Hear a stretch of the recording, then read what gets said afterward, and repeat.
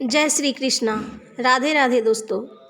गीत भोजपुरी धरोहर चैनल में आप सभी का स्वागत है। इस फागुन के महीने में आप सभी के समक्ष एक होली का गीत प्रस्तुत करने जा रही हूँ। आशा करती हूँ आप सभी को मेरा गीत पसंद आएगा, तो सुनिए। होरी खेले रघुबीरा अवध में, होरी खेले रघुबीरा, होरी खेले रघुबीरा अवध में, होरी खेले रघुबीरा, होरी खेले रघुबीरा अवध में, होरी खेले रघुबीरा। केकरा हाथे कनक पिचकारी, केकरा हाथे कनक पिचकारी, केकरा हाथे अबीरा, अरे केकरा हाथे अबीरा अवध में, होरी खेले रघुबीरा, होरी खेले रघुबीरा अवध में, होरी खेले रघुबीरा।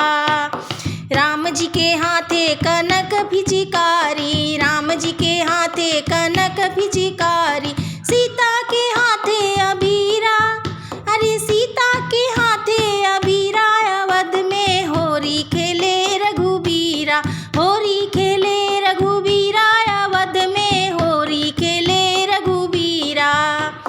केकर भिंजे गुलाबी पगरिया, केकर भिंजे गुलाबी पगरिया, केकर भिंजे चुनरिया, अरे केकर भिंजे चुनरा अवध में, होरी खेले रघुबीरा, होरी खेले रघुबीरा अवध में, होरी खेले रघुबीरा।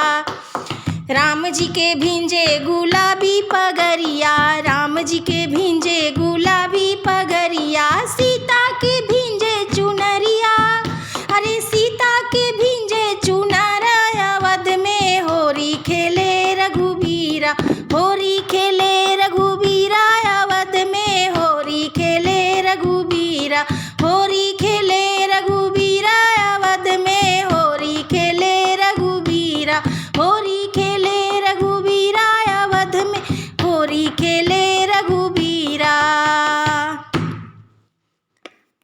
धन्यवाद।